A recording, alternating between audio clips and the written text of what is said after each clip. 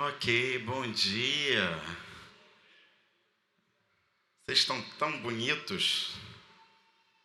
É bom, né? Apresentar o bebezinho ao Senhor, né? Profetizar sobre a vida de uma criança que é tão indefesa em termos humanos e saber que o amor do Senhor ele se estende através dos pais, da família e da comunidade de fé para poder abençoar no desenvolvimento espiritual, emocional e físico da criança. Então, a Sofia é linda. Quando os cabelinhos dela começarem a cair, né, que é um processo normal, né, que aí vai nascendo outro, guarda lá o cabelinho, qualquer coisa pode dar um pouquinho para mim, que eu vou tentar preencher alguma coisa. Enfim, brincadeiras à parte, mas que Deus derrame muita sabedoria sobre toda a família para que a Sofia possa se desenvolver à luz do conhecimento do Senhor Jesus. Antes de eu iniciar aqui a exposição da mensagem, algumas notícias breves, importantes. Daqui a 15 dias, a partir do dia 22 de fevereiro, nós vamos iniciar aqui a Escola Bíblica da IBP. Amém? Vamos estudar o panorama bíblico de 9 horas da manhã até as 9h45. Então, eu gostaria de chamar aqui os professores, gostaria de chamar aqui também o irmão Anderson, que está coordenando esse trabalho, para virem aqui, chamar também o Kennedy e a Milena, porque eles vão ficar responsáveis pela Escola Bíblica dos Adolescentes. Então, você que é papai e mamãe de um adolescente entre 13 e 17 anos de idade, paralelamente à Escola Bíblica dos Adultos, que vai acontecer aqui, nós teremos à parte, num outro espaço, a Escola Bíblica na linguagem teen, na linguagem adolescente. E não apenas isso, mas eu gostaria de chamar um casal aqui, Chuchu Beleza, a nossa amada irmã Ana, juntamente com o seu bem, para virem aqui também. Por quê? Porque no dia 28 de fevereiro, o último sábado desse mês, nós daremos inícios aqui, nós vamos recomeçar também os encontros de casais. Você que não caminha mais sozinho na vida, mas que já estabeleceu uma aliança com uma outra pessoa, você está convidado a fazer parte também desse trabalho que vai reiniciar depois, né, de um período de recesso, vai reiniciar no dia 28, amém? Então vamos fazer o seguinte, eu sei que vocês estão em repouso, estão relaxados, mas vamos nos colocar de pé. Estenda as suas mãos até aqui para os nossos amados irmãos, porque eles receberam uma missão, e é uma missão de suma importância, que é o ensino da palavra, que é caminhar com pessoas, com casais. Hoje em dia isso é um desafio, né?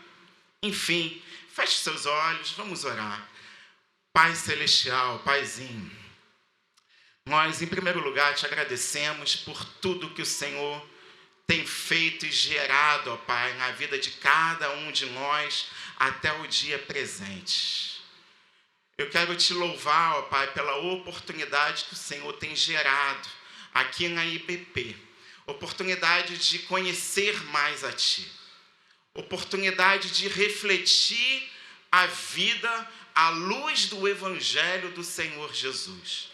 E não apenas refletir teoricamente, mas sermos encorajados a colocar em prática tudo aquilo que o Senhor Jesus nos ensina.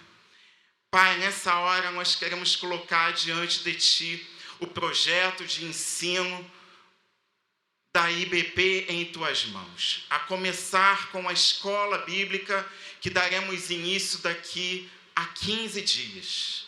Que o Senhor possa inspirar que o Senhor possa derramar conhecimento, que o Senhor possa fluir sobre a mente, sobre o coração e o entendimento, não apenas dos irmãos que terão o privilégio, a oportunidade de compartilhar o ensino da tua palavra, mas sobretudo de todos aqueles que estarão aqui recebendo do ensino, para que possam se tornar também discípulos de Jesus e fazerem discípulos de Jesus no seu dia a dia. Abençoa cada um dos irmãos que aqui estão, abençoe a Ana e o Sidney com o desafio de estarem à frente, ó Pai, de um trabalho com casais, que tudo possa fluir conforme a tua boa, agradável e perfeita vontade. Assim nós te pedimos em nome de Jesus. Amém e amém. Então vocês estão convidados. Você que é membro da IBP, você está convocado a estar aqui a partir do dia 22, às 9 horas da manhã, aprendendo e recebendo da palavra. Amém? Vamos aplaudir os nossos irmãos aqui?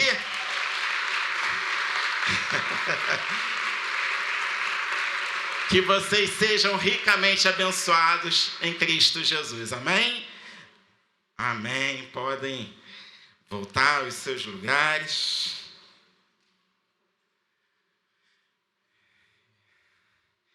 E hoje, finalmente, após 3 domingos, sendo hoje o 4º, eu vou concluir a exposição da mensagem, baseada no estilo de vida da igreja primitiva, uma igreja que é referência bíblica para todos aqueles que se entendem como sendo igreja do Senhor. E quando eu digo igreja no Senhor, não significa dizer membro de uma instituição religiosa. Quando eu digo ser igreja do Senhor, é você cheio do Espírito Santo, avivado em Cristo, regenerado em Cristo. É você se entender como a igreja do Senhor, onde Cristo é o cabeça da sua vida, onde o Espírito Santo não mais está aqui para te visitar, mas ele permanece dentro de você e dentro de mim para governar a nossa existência e através da nossa existência revelar Jesus nas coisas mais ordinárias da vida, no dia a dia. Então vamos lá abrir a palavra em Atos dos Apóstolos, capítulo 2, a partir do verso 42. Texto que vai abordar como que os nossos irmãos em Cristo, no primeiro século, viviam e experimentavam a vida em Cristo Jesus. Versículo 42 começa da seguinte forma: e eles perseveravam no ensino dos apóstolos, e a comunhão, ao partir do pão, e as orações. Todos estavam cheios de temor, e muitas maravilhas e sinais eram feitas pelos apóstolos. Os que criam mantinham-se unidos e tinham tudo em comum. Vendendo suas propriedades e bens, distribuíam a cada um conforme a sua necessidade. Todos os dias continuavam a reunir-se no pátio do templo. Partiam o pão em casa e juntos participavam das refeições, com alegria, sinceridade de coração, louvando a Deus e tendo a simpatia de todo o povo. E o Senhor lhes acrescentava diariamente os que iam sendo salvos. Amém? Então, nos domingos anteriores, nós abordamos, de acordo com a narrativa de Lucas em Atos dos Apóstolos, o estilo de vida de uma igreja cheia do Espírito Santo. E a primeira marca que nós aprendemos aqui dessa igreja cheia do Espírito Santo é que a igreja não é perfeita. A igreja é imperfeita. E nessa imperfeição da igreja, nós não somos definidos pelos fracassos que nós experimentamos muitas das vezes todos os dias. Mas nós somos definidos pelo processo de restauração que a palavra de Deus vai gerando em mim e em você, fazendo de nós pessoas a cada dia um pouco mais parecidas com Jesus. A segunda marca da igreja primitiva é que ela perseverava, ela permanecia, ela continuava, ela vivia no ensino dos apóstolos. Eu poderia traduzir que nada mais era do que o ensino do Evangelho de Jesus. Pessoas que tiveram a oportunidade de caminhar com Jesus, aprender com Jesus, serem confrontadas com a verdade e passarem também por um processo de restauração e renovação nas suas vidas. Algo que está acontecendo comigo, algo que está acontecendo com você. Então não era uma igreja baseada em opiniões, era uma igreja baseada na verdade. E a verdade se traduz no nome de uma pessoa, Jesus Cristo. Então essa igreja perseverava no ensino. Ela também perseverava na comunhão. E aqui a gente aprendeu que comunhão não tem nada a ver com afinidade, porque comunhão não é seletiva. Comunhão é reunião dos santos, pessoas heterogêneas, pessoas difíceis, pessoas com interesses até distintos em muitas áreas da vida, mas que perseveram em Cristo em comunhão, porque comunhão nessa perspectiva do Evangelho é decisão. Eu decido suportar o meu irmão através da graça e através do amor de Jesus Cristo operando na minha vida e através da minha vida. Eu decido me tornar ou parecer mais fraco com os mais fracos, para que eu possa suportar e caminhar também com os mais fracos, porque eu preciso, de alguma forma, através da minha existência na comunhão, também ser a extensão de Jesus. Ensinar a palavra, caminhar com o outro, porque não há possibilidade de amadurecimento e crescimento espiritual apenas numa relação verticalizada com o nosso Deus. Amadurecimento passa pela relação com o divino e pela relação com o próximo.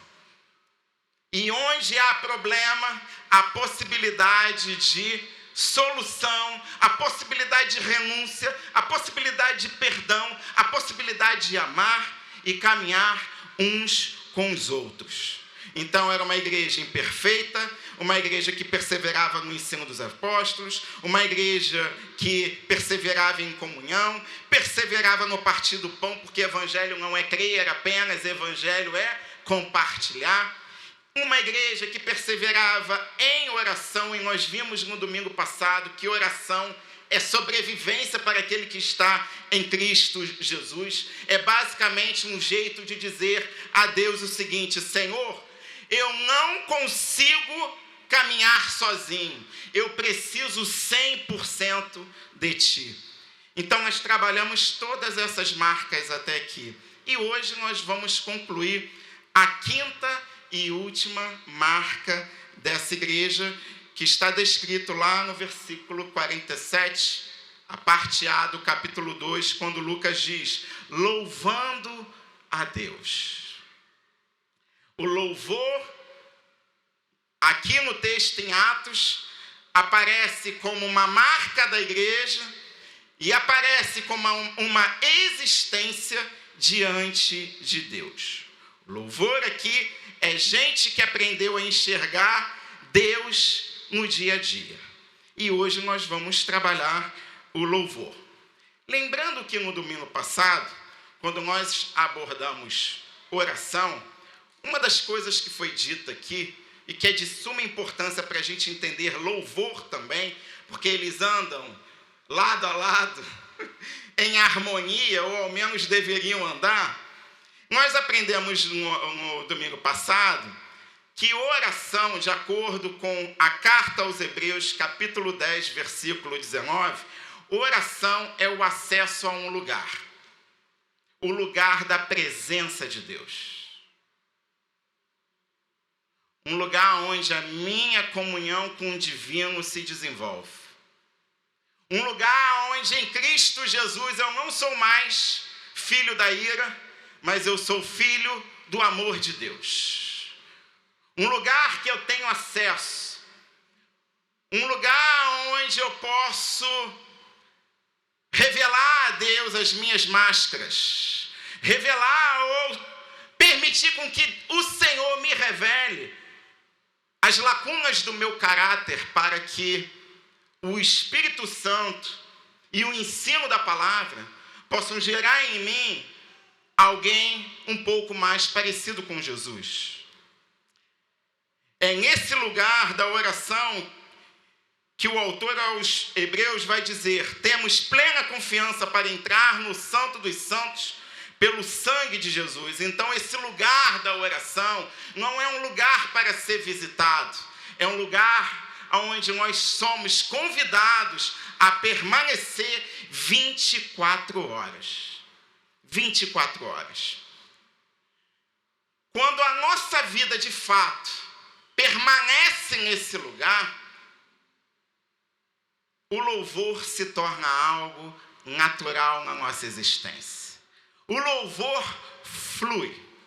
Observem que em Atos, capítulo 2, dos versículos 42 a 47, os versículos lidos, o louvor aparece no meio da vida. O que significa isso? O louvor aparece na mesa, o louvor aparece na alegria simples, o louvor aparece no coração sincero e na partilha. Em outras palavras, o louvor, de acordo com Atos dos Apóstolos, era um estilo de vida, um jeito de viver. Sob essa ótica, sob essa compreensão, faz todo sentido o que o salmista diz lá no Salmo 34, versículo 1, a parte A: louvarei ao Senhor em todo tempo. E aí, refletindo sobre isso, refletindo em outros textos bíblicos, eu cheguei a uma definição bíblica simples e direta acerca do que é louvor. Louvor é quando a vida reconhece Deus como Deus. Louvor é a vida que reconhece Deus como Deus. Ao reconhecer Deus como Deus, é a postura interior que transborda na presença desse Deus. É o coração rendido todos os dias da semana, na mesa, no trabalho, na luta diária.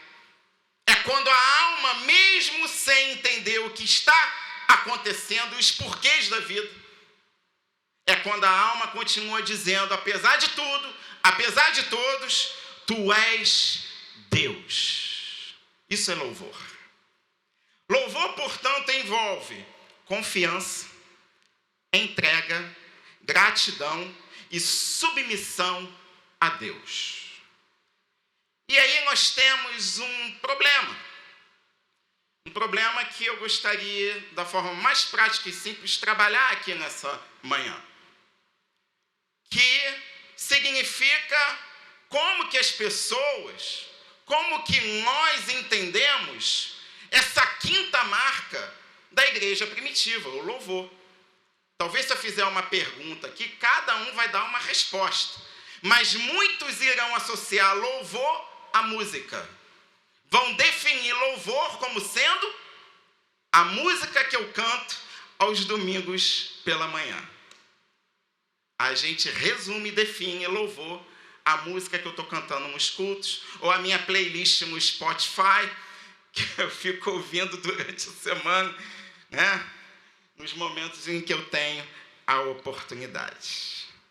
E aí, por que isso? É porque com o tempo... Tudo bem, amiguinho?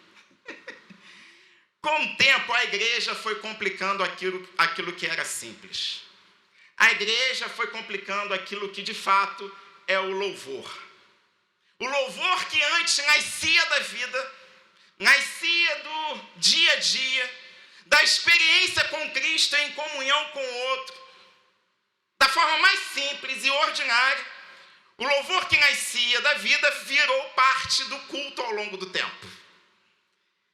Depois virou o culto. Provavelmente alguém aqui já foi em alguma comunidade de fé, onde o culto, 2 horas de culto, é apenas música, que se chama louvor. O culto se traduz em música. E de uns tempos para cá, louvor, mais do que o culto, se tornou produto gospel. Louvor se traduziu a isso, amados. Porque a igreja foi complicando aquilo que é simples, aquilo que nasce da vida. Portanto, muitos pensam que louvor é apenas a música que nós cantamos quando eu vou aos cultos, ou as músicas que eu canto enquanto eu estou na cozinha, lavando a louça, ouvindo lá o meu louvor favorito, aquele que mexe com a minha alma, aquele que toca as minhas emoções, aquele que às vezes me deixa arrepiadinho. Há algum problema nisso? Não. Às vezes eu estou no trabalho e eu gosto de estar ouvindo também algumas coisas. E eu estou conectado ali com o Santo Espírito. Isso é problema? Isso não é problema. Qual é o problema? O problema é quando o louvor se desconecta da vida real. Aí isso se torna um problema. Portanto, de acordo com a Bíblia, música não é um problema. Muito pelo contrário. A Bíblia, ela fala sobre isso. O salmista lá, Salmo 150 vai dizer: louvem ao Senhor com tamborins e danças, louvem-no com instrumentos de cordas e com flautas, tudo que tem fôlego, louve ao Senhor. Portanto, a Bíblia não condena a música, a Bíblia não condena instrumentos, cantos, celebração, nem qualquer forma de arte. A Bíblia não vai condenar isso, muito pelo contrário. Porque o problema é quando o louvor se desconecta da vida real.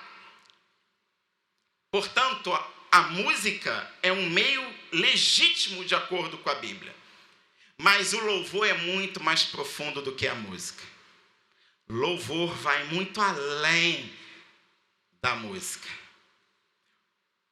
O compositor francês Edgar Varese, ele dizia que música é som organizado.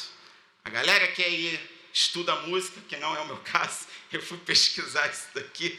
A galera que estuda, a galera que tem formação até superior, provavelmente teve alguma aulinha lá que vai trazer o que é música de acordo com várias pessoas que marcaram a história da música na humanidade. E de acordo com esse compositor francês, música é som organizado no tempo. É uma expressão de arte. Usando isso como analogia para o que eu estou falando em relação ao louvor de Atos dos Apóstolos, a gente poderia dizer o seguinte: se música é som organizado, louvor é vida organizada diante de Deus. Pausa para pensar. Se música é som organizado, você tem lá o batera, tem a hora que entra, que sai, o baixo, por aí vai. Aí tem o nosso irmão antes para explicar melhor isso, o irmão Gabriel, que não é meu caso. É duro, né, quando alguém desafina muito cantando, né? Porque aí é som desorganizado. Alguém gosta de ouvir som desorganizado? Não, né? Agora fazendo a analogia com o louvor em Atos dos Apóstolos, com o louvor bíblico. Louvor é vida organizada diante de Deus. Nesse lugar de acesso que nós chamamos oração.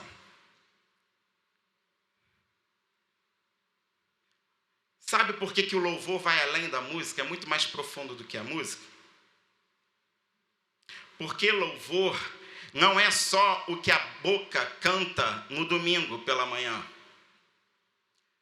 Mas louvor é, sobretudo, a vida que confirma aquilo que eu cantei no domingo pela manhã, confirma com prática de vida no domingo à tarde, no domingo à noite, na segunda, na terça, na quarta, na quinta, na sexta, no sábado, no domingo. Vida organizada diante de Deus. Significa vida perfeita? Não, a primeira marca da igreja cheia do Espírito Santo é a igreja imperfeita. Eu louvo, de fato, quando a minha vida diz amém para aquilo que sai da minha boca. A minha prática de vida tem que ter coerência com aquilo que sai da minha boca. Se eu estou cantando algo que é totalmente incoerente com a minha prática no dia a dia, então eu não estou louvando ao Senhor, eu estou cantando. É bom a gente fazer essa distinção. Eu louvo quando Jesus governa a minha vida de verdade. E aí, quando Jesus passa a governar, é a vontade do Pai que prevalece, que tem que prevalecer, não é minha vontade, não são os meus projetos, não são os meus sonhos, idealizações. Se tudo isso estiver de acordo com a boa, agradável e perfeita vontade do Pai, amém. Vai acontecer no tempo de Deus, não no nosso tempo.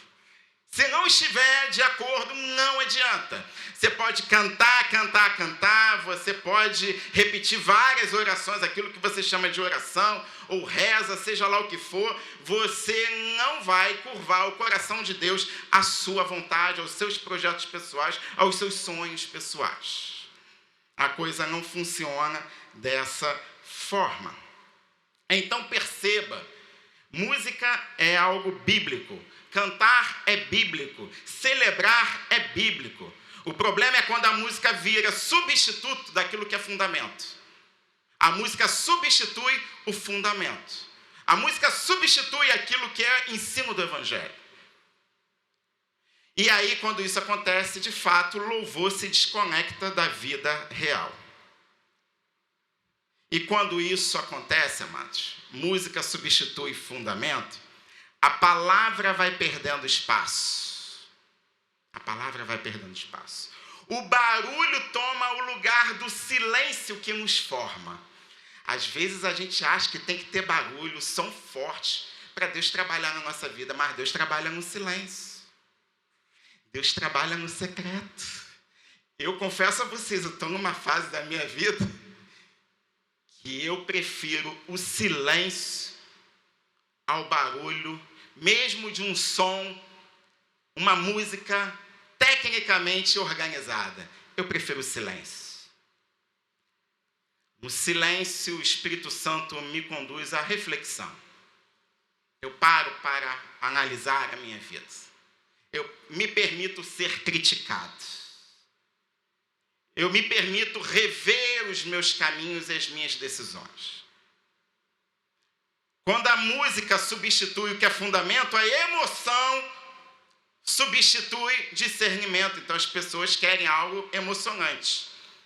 Só que música, como expressão de arte, você pode ir num show que não é gospel e mesmo assim se emocionar, é ou não é? Quantos aqui gostam de música? Eu amo música, eu gosto muito de música, eu tenho as minhas preferências. E se eu for assistir um show de música que nós chamamos de secular, e de alguém que eu gosto, que eu admiro, provavelmente aquilo vai tocar as minhas emoções. Mas o Senhor não quer apenas tocar as minhas emoções. O Senhor quer mover o meu caráter. O Senhor quer arrancar aquilo que eu luto para que ninguém arranque. O Senhor quer me lapidar. Eu já dei o exemplo daqui, muitas vezes indo no dia da carne, no Guanabara, irritado por causa da fila que eu pegava no Guanabara. Eu não sei se isso ainda acontece, se eles já mudaram o sistema. Mas eu lembro que Viviane, a gente recém-casado, saía com o carrinho por todo o mercado. E a minha função ao entrar no Guanabara era ir para a fila da carne. Eu ficava muito irritado, porque levava mais de 1 hora, às vezes, para conseguir pedi para moer um quilinho de carne. Caramba, que luta para moer um patinho, chão, músculo. Ficar mais de 1 hora para moer meio quilo. Caramba, que sofrência, hein? E eu ia sempre irritado, queridos. Até que um dia o Espírito Santo, na minha irritação, encontrou um espaço. O meu coração se quebrantou. Ele me fez olhar lá o açougueiro moendo a carne e falou: olha, o pai é aquele açougueiro. Você é aquele músculo que está sendo moído ali, ó. E a máquina de moer são as circunstâncias que você não quer passar, mas que você vai ter que passar. Aí, começou o mistério da fila da carne na minha vida. Porque Deus começou a ressignificar aquilo que me dava raiva. Aquilo que gerava intriga com a minha esposa. Pô, por que eu que tenho que ficar aqui e ela que tem que ir pelo mercado, não é mesmo? Aí teve um dia que Deus ainda foi além, falou: tá vendo ali, ó, cada saquinho de carne moída, essas carnes vão para algum lá alimentar crianças, alimentar jovens, alimentar pessoas que eu amo. Por isso que eu tenho que moer você, Felipe, para a minha missão, para você ficar mastigável, para você traduzir, ser a extensão do Cristo aonde você estiver. Para isso você tem que estar no lugar que é a oração. Para isso você tem que aprender o significado do verdadeiro louvor.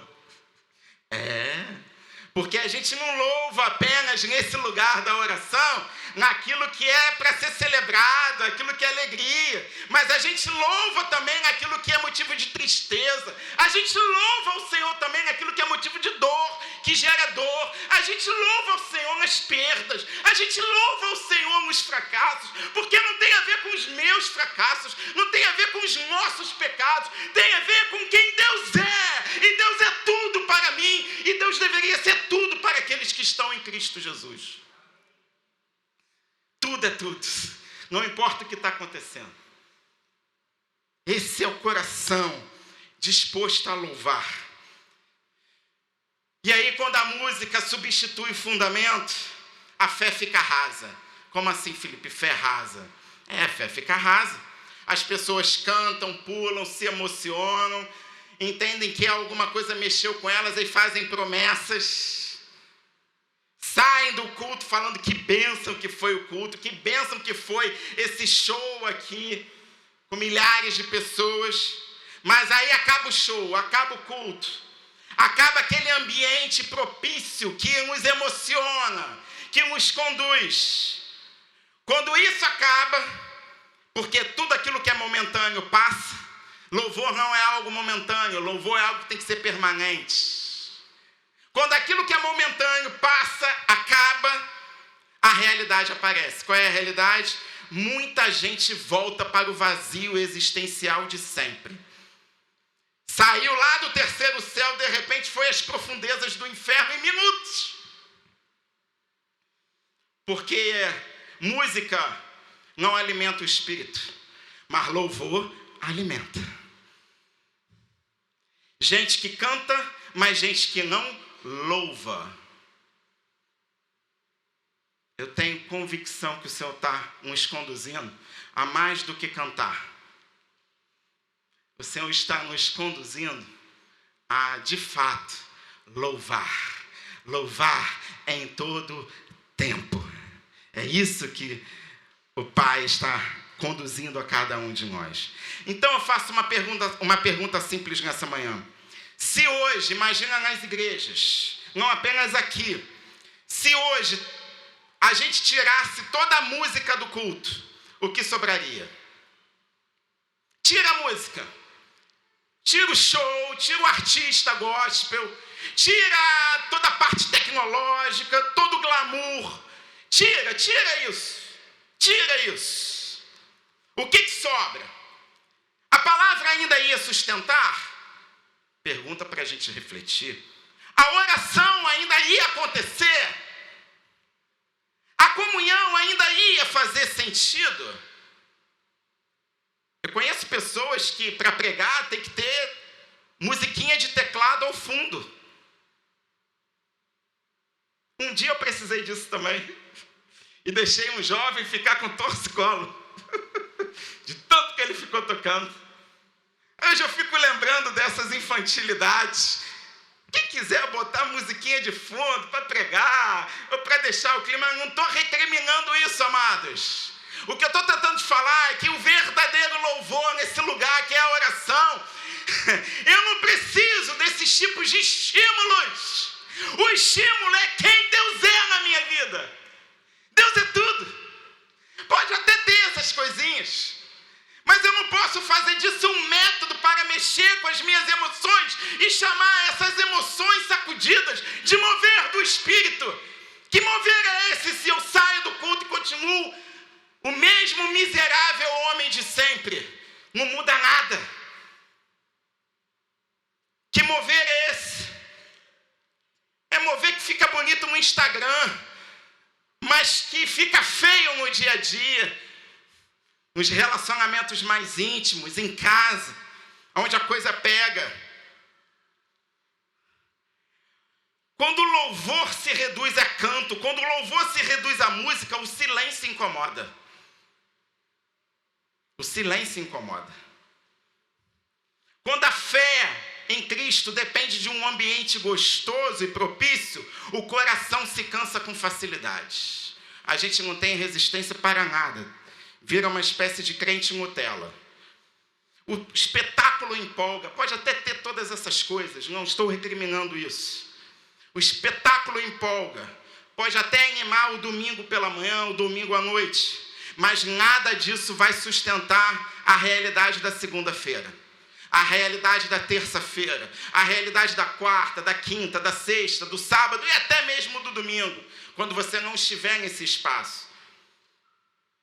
Então agora, para poder concluir, eu quero te mostrar em Atos um louvor sem palco, um louvor sem tecnologia, um louvor sem iluminação, um louvor sem artista gospel, um louvor sem banda, com música em tempo organizado. Porque eu quero te levar a Atos capítulo 16. Lá não tem música de fundo para criar climinha. Lá tem prisão. Então vamos em Atos capítulo 16, versículo 16. Lucas vai narrar a prisão de Paulo e Silas. O texto diz: certo dia, indo nós para o lugar da oração, encontramos uma escrava que tinha um espírito pelo qual predizia o futuro. Ela ganhava muito dinheiro para os seus senhores com adivinhações. Essa moça seguia Paulo e a nós gritando: estes homens são servos de Deus Altíssimo, anunciam o caminho da salvação. E ela continuou fazendo isso por muitos dias. Finalmente, Paulo, indignado, voltou-se e disse ao Espírito: em nome de Jesus eu ordeno que saia dela. No mesmo instante, o Espírito a deixou. Percebendo que a sua esperança de lucro tinha se acabado, os donos da escrava agarraram Paulo e Silas, os arrastaram para a praça principal diante das autoridades. E levando-os aos magistrados, disseram: esses homens são judeus e estão perturbando a nossa cidade, propagando costumes que a nós, romanos, não é permitido aceitar nem praticar. A multidão ajuntou-se contra Paulo e Silas, e os magistrados ordenaram que lhes tirassem as roupas e fossem açoitados. Depois de serem severamente açoitados. Traduzindo, levaram uma surra. Depois de serem severamente açoitados, foram lançados na prisão. O carcereiro recebeu instrução para vigiá-los com cuidado. Tendo recebido tais ordens, ele os lançou no cárcere interior e lhes prendeu aos pés no tronco. Por volta da meia-noite, Paulo e Silas estavam orando e cantando hinos a Deus. Para aqui, por enquanto. Amém? Amém? Isso é muito bom. Esse texto diz que Paulo e Silas estavam em Filipos, Macedônia. Lá não tinha sinagoga. Eles tiveram que se retirar para um local com o intuito de orar. Vamos orar. E aí o que acontece? No caminho da oração, olha aí o caminho da oração aí. No caminho da oração aparece uma jovem escrava, que era explorada na própria miséria. Vocês conhecem alguém assim? Essa jovem era usada para a adivinhação e rendia muitos pixes para os seus donos. Eles tinham lá a chave Pix, recebiam muito dinheiro através da exploração da miséria dessa jovem. Por dias ela ficou atrás de Paulo e Silas, gritando e provocando-os. Até que um dia Paulo se irritou, virou para o Espírito, como o texto diz, e disse o quê? Em nome de Jesus, saia dela. A gente poderia dizer glória a Deus? Glória a Deus. Agora, primeira coisa que eu vejo aqui, nesse ato de louvor, a libertação da jovem teve um custo. Libertação tem custo. Teve o custo para o bolso daqueles que a exploravam. E quando esses camaradas perderam os pixes, perderam a grana, eles literalmente surtaram, fizeram um escândalo, inflamando a multidão, inventando acusação contra Paulo e Silas, manipulando toda uma cidade.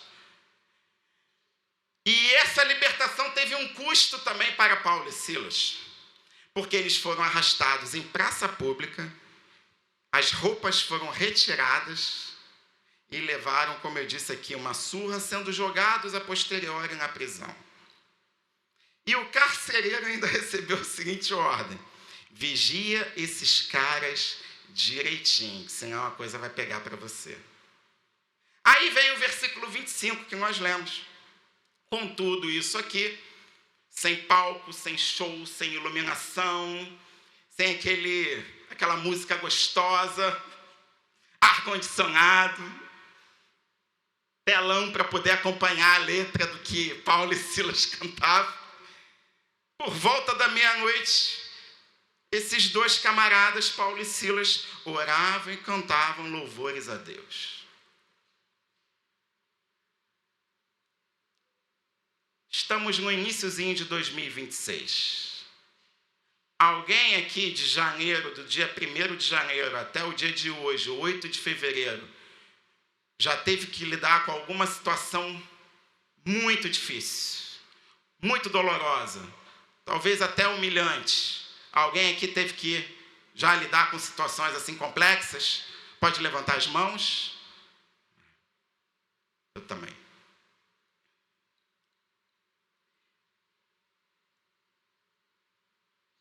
Eu sei que Paulo e Silas, diante disso, oravam e cantavam louvores. Ali não tinha ministério de música, nem a lista preferida de Paulo no Spotify. Ali tinha ferida, tinha sangue, tinha dor, tinha corrente, tinha escuro, tinha humilhação. E mesmo assim os caras louvavam a Deus. Sabe por quê? Porque o louvor deles não estava na música. O louvor já estava dentro deles. O louvor não estava na música. O louvor tem que estar dentro de nós.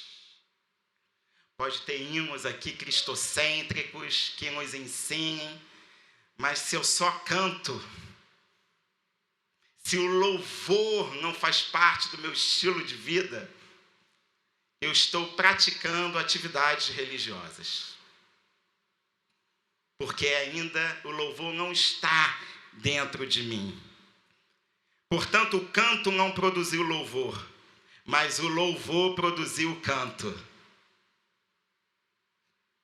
O canto não produz o louvor, mas o nosso louvor a Deus, sincero, ele produz um canto organizado diante de Deus. Eles cantaram porque estavam livres por dentro. E foi na prisão que essa liberdade em Cristo ficou exposta. Então eu aprendo aqui que música pode acompanhar louvor, mas música não fabrica o louvor. Música não fabrica o louvor. Porque se música fabricasse louvor, qualquer show de música faria discípulos de Jesus. E no máximo o que um show de música vai fazer são fãs. Fãs. Vai promover idolatria. Não discípulos de Jesus. E a gente, a partir de hoje, vai ter que tomar uma decisão.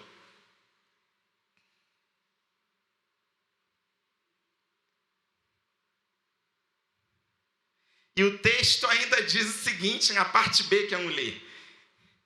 Os outros presos ouviam os louvores cantados por Paulo e Silas na prisão. Ouviam porque ali não era só música. Ali era louvor nascendo de coração rendido. Louvor nascendo de coração rendido. E olha que detalhe. O milagre vem depois do louvor. O milagre vem depois das orações. O texto diz no versículo 26 do capítulo 16. De repente sobreveio um terremoto. Ou seja, eles não cantaram porque as cadeias caíram. As cadeias caíram porque eles louvaram. Entenderam? Entenderam? A questão não é o canto, a questão não é a música, a questão é o louvor que produz o canto, o louvor que pode até produzir a música, é o louvor como fruto de reconhecimento de quem Deus é.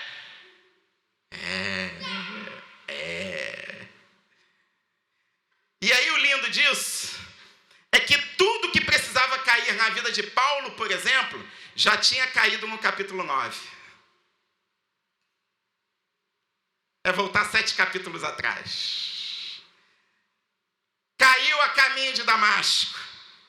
Porque naquele encontro com Jesus, Paulo não apenas caiu no chão, como diz o texto, mas caíram correntes invisíveis dentro dele. Caíram as prisões do ego, do superego, do orgulho, da religiosidade, da arrogância. Foi isso que caiu como fruto de uma vida sem Cristo. Então, em Filipos, já agora no capítulo 16 de Atos, o que restou foi apenas as grades de fora. O que são as grades de fora? Fruto daquilo que já caiu dentro de mim. Porque a verdadeira prisão não é do lado externo, a verdadeira prisão é dentro de nós. É aquilo que nos prende. Imagina você é um avião. Aí recebe lá a autorização para decolar. Aí você diz para todos em bom som, tripulação. Aí como é que é tripulação? Decolagem liberada. Apertem os cintos.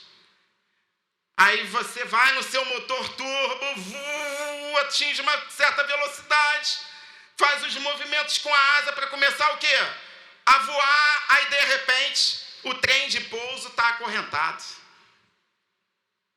Está preso a uma corrente. Você começa a voar, mas está preso o avião. O que acontece? Ele cai em algum lugar e explode. Porque a sua verdadeira prisão não é prisão externa.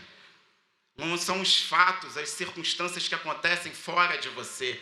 É o que está acontecendo dentro de você, o que ainda não aconteceu dentro de você, mas que em nome de Jesus, cadeias cairão. Cadeias cairão. Então eu chego à seguinte conclusão aqui. Se você tirar a música de Paulo e Silas, o louvor permanece. Se você tira a música, o louvor permanece. Porque o louvor não estava na melodia, estava na rendição a Cristo Jesus. E o mais lindo de todo esse negócio aqui é que as cadeias, as correntes se quebraram após o milagre divino do terremoto. Todo mundo que estava lá dentro fugiu, mas Paulo e Silas permaneceram ali naquele lugar.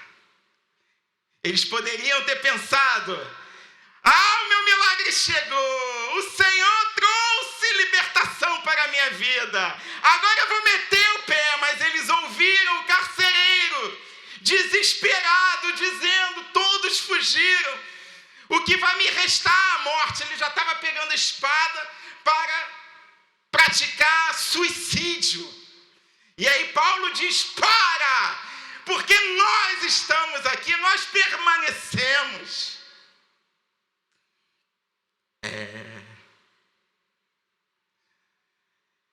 Será que tem situações que você está querendo fugir,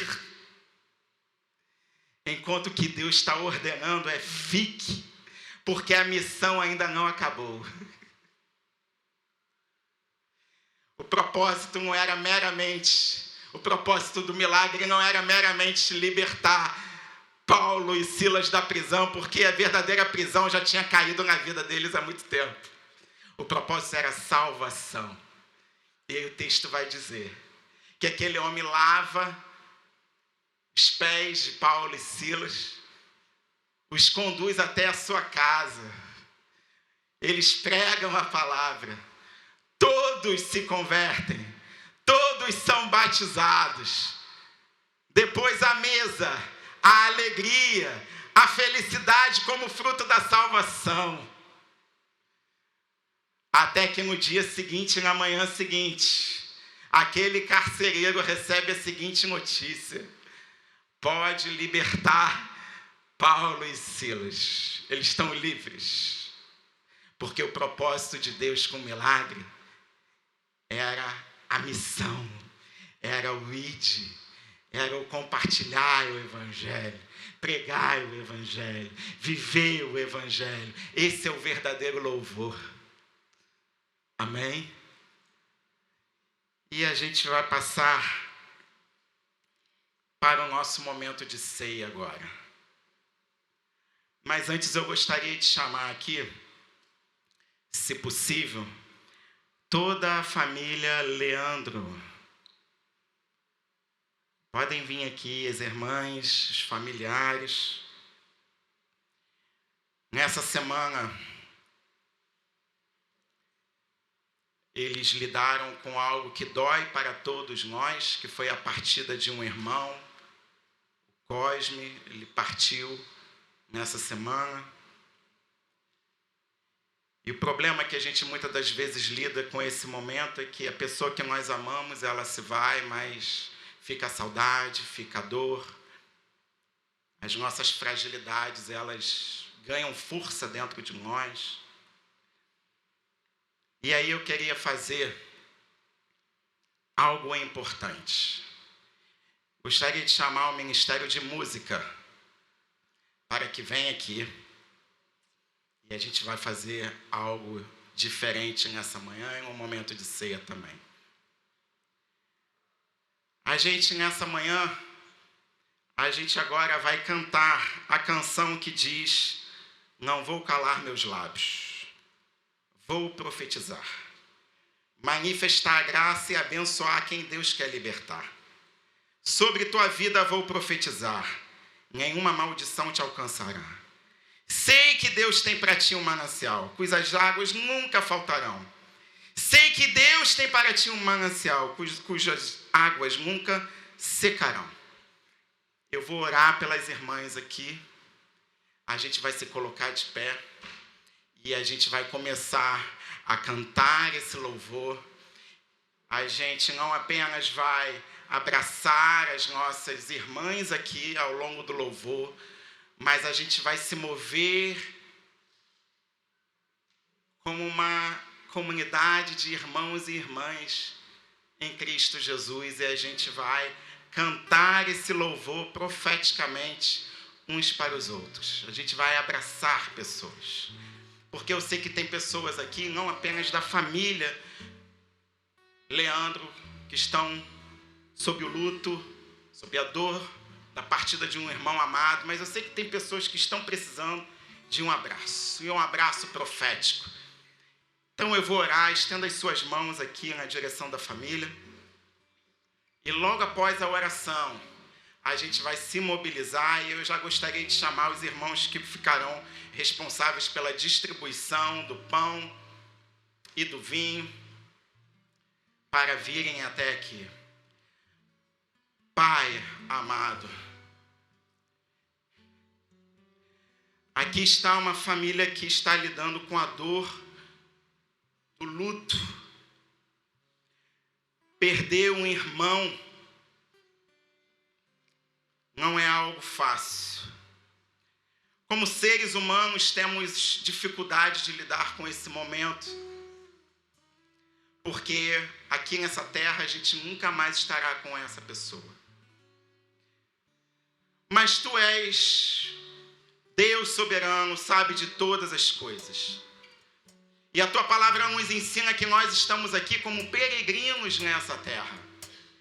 Tudo passa.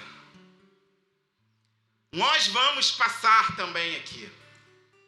Mas há algo que permanece na eternidade, ecoa na eternidade e atravessa o cronos, o tempo que o homem conhece, que é a palavra de Deus.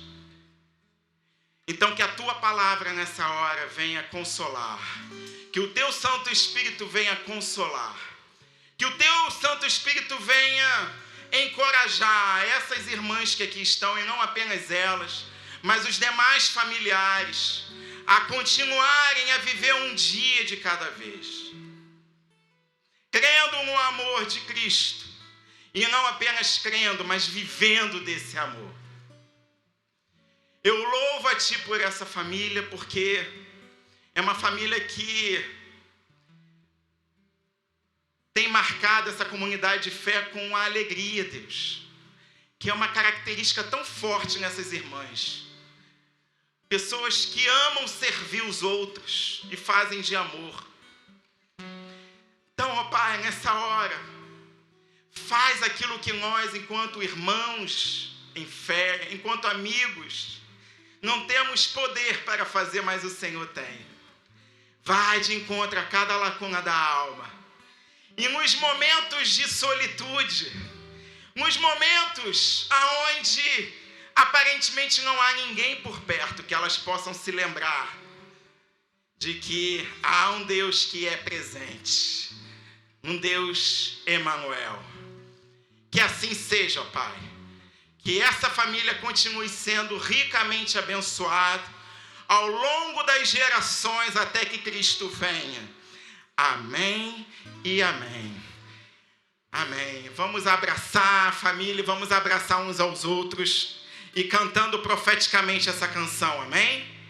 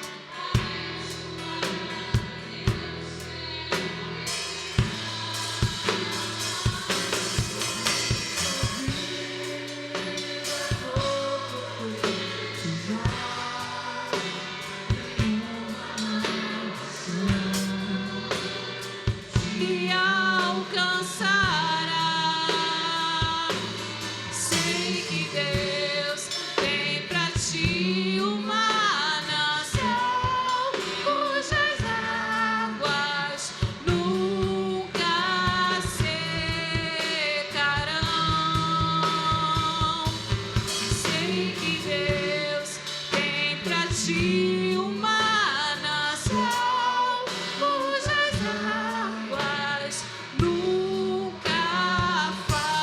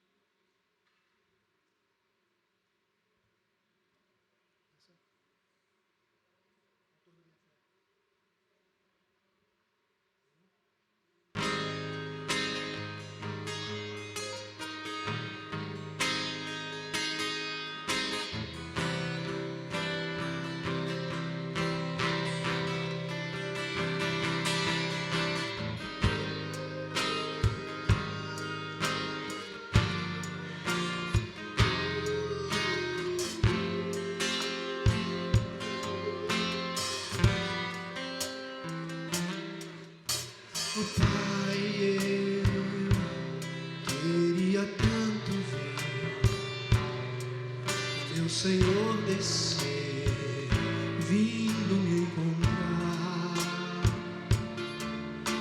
Eu posso até imaginar a refulgente glória do Senhor Jesus.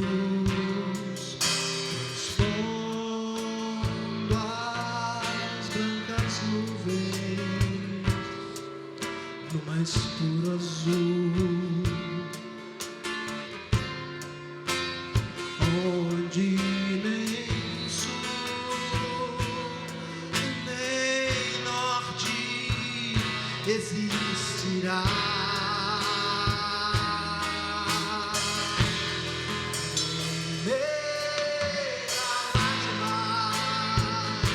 Sorrisos e alegrias e de prazer. Eu viera cego, agora posso ver,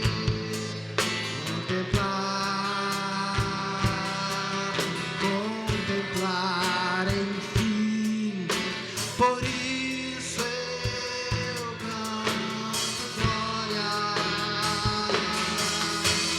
glória, glória ao autor da minha fé. Glória, glória ao autor da minha fé.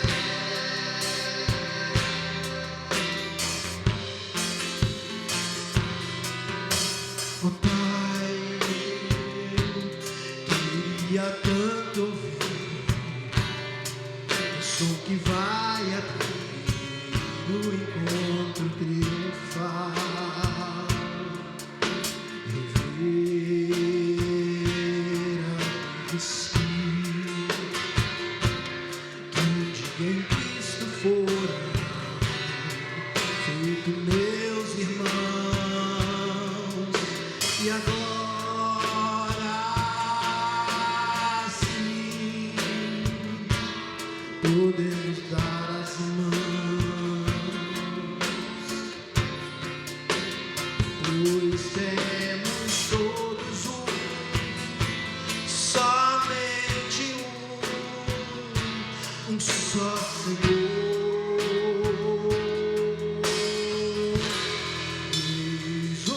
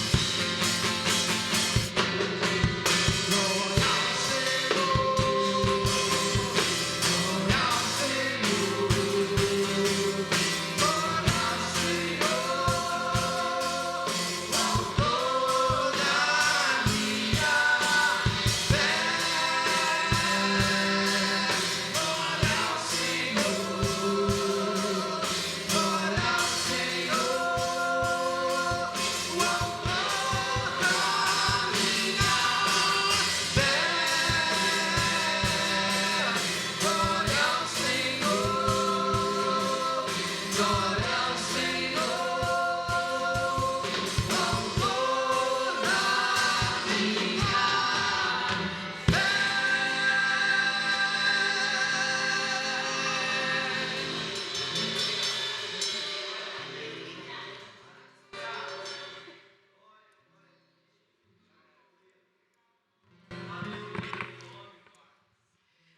Amém. Som. Ai, ai. Som.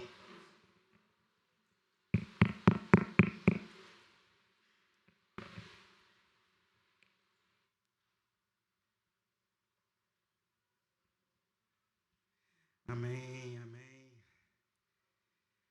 Mas é bom abraçar pessoas. É bom encorajar pessoas.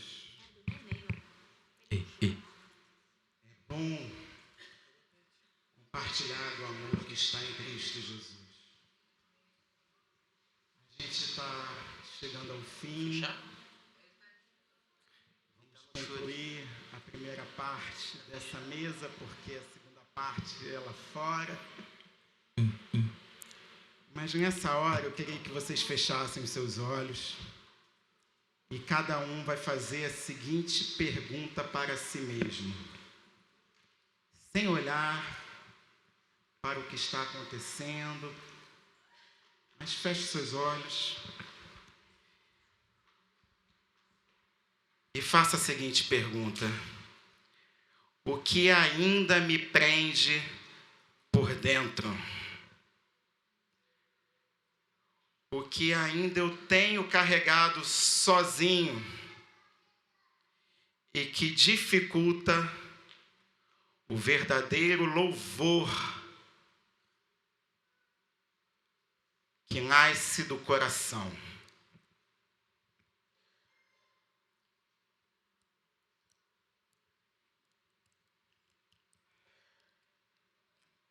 Tenho feito esse exercício esses dias, meditando nessa palavra. E cada vez que eu paro para pensar nessas perguntas, eu vou descobrindo coisas que eu entendo que Jesus manda. Eu entendo que Jesus diz: isso é fardo pesado, não é fardo leve.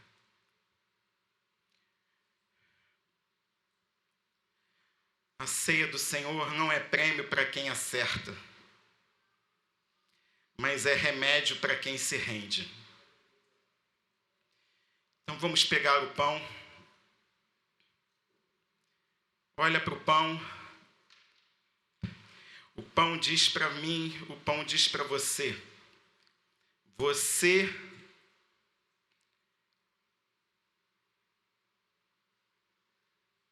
pensa que é forte, mas o pão não diz que você é forte. O pão diz para mim e para você que Cristo foi ferido por você e por mim. E aí a palavra diz que na noite em que foi traído, o Senhor tomou o pão e, tendo dado graças, partiu e disse: isto é o meu corpo, que é dado em favor de vocês. Façam isto em memória de mim. Comamos o pão.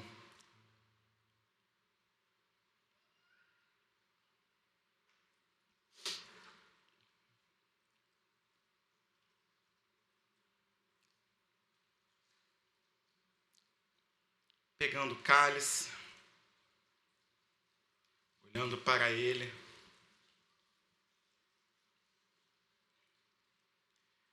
O cálice não diz que nós merecemos. O cálice diz para mim e para você que nós fomos perdoados. A palavra diz da mesma forma. Depois da ceia, ele tomou o cálice e disse: este é o cálice da nova aliança no meu sangue.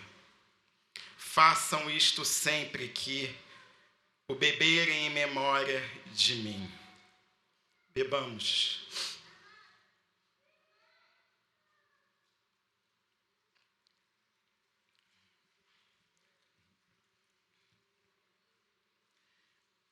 E aí, o apóstolo Paulo encerra esse texto sobre a ceia do Senhor dizendo: porque sempre que comerem deste pão e beberem deste cálice, vocês anunciam a morte do Senhor até que Ele venha. Então, não vamos calar os nossos lábios, mas vamos anunciar não um Cristo que morreu, mas um Cristo que venceu a morte. Não um Cristo que nos visita, mas um Cristo que está em nós e que flui através de nós. Pai, nós te agradecemos pela celebração dessa manhã, pela comunhão que não se finda agora nesse espaço-templo, mas que se estende através do almoço que teremos ali fora.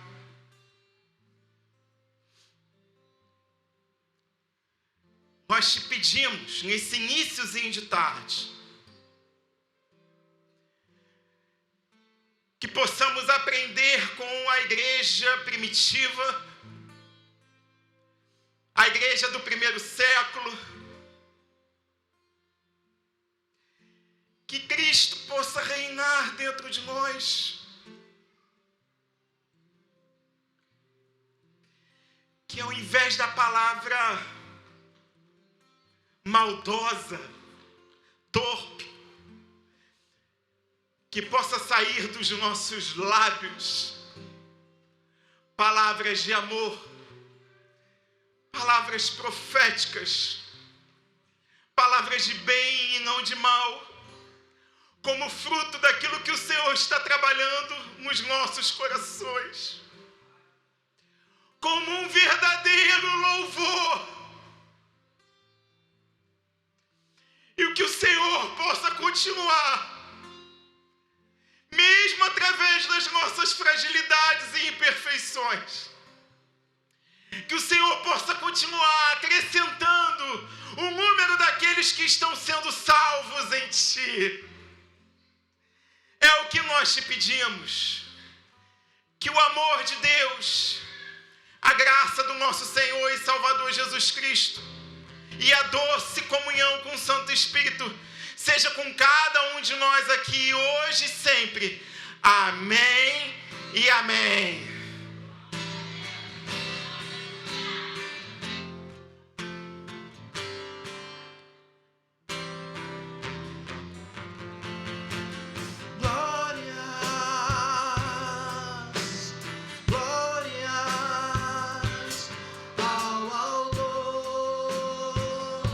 Da minha fé,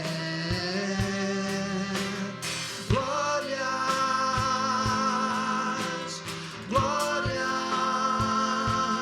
ao autor da minha fé.